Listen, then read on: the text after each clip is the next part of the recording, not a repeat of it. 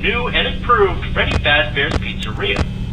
I'm here to talk you through some of the things you'd expect to see during your first week here and help you get settled down. Now, I want you to forget anything you may have heard about the old location. You know, some people still have a somewhat bad impression of the company. That old restaurant was kind of abandoned for quite a while, but I want to reassure you, Fazbear Entertainment is committed to family fun and above all, safety. So they spent a small fortune on these new animatronics. A bunch of new technology was added, and they even let them walk around during the day. Isn't that neat? But most importantly, they're all tied into some kind of criminal database, so they can detect a predator a mile away. Heck, we should be paying them to guard you.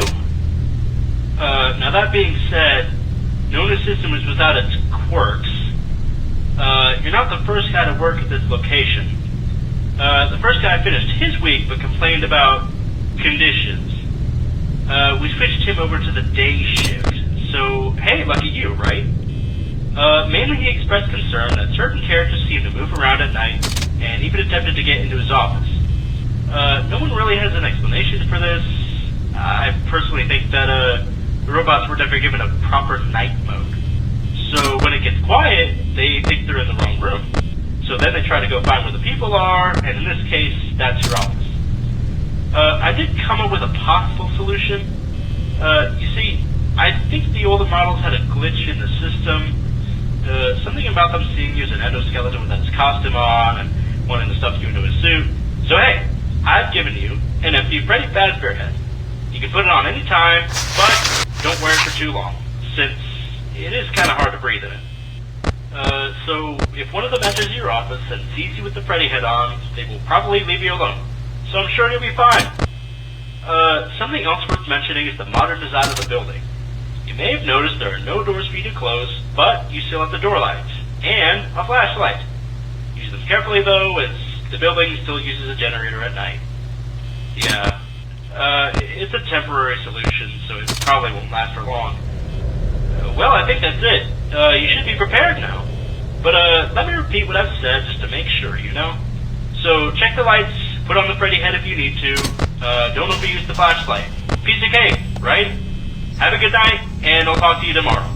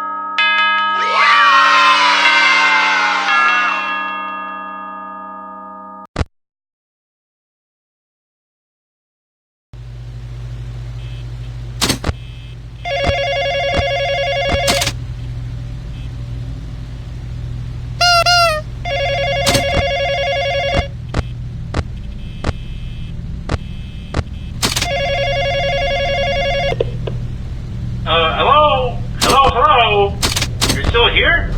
Well, if you're listening, chances are you made a very poor career choice. Always wanted to try this joke out. Night 2, congrats! Seems like I didn't really mention the newer models yesterday. Sorry about that.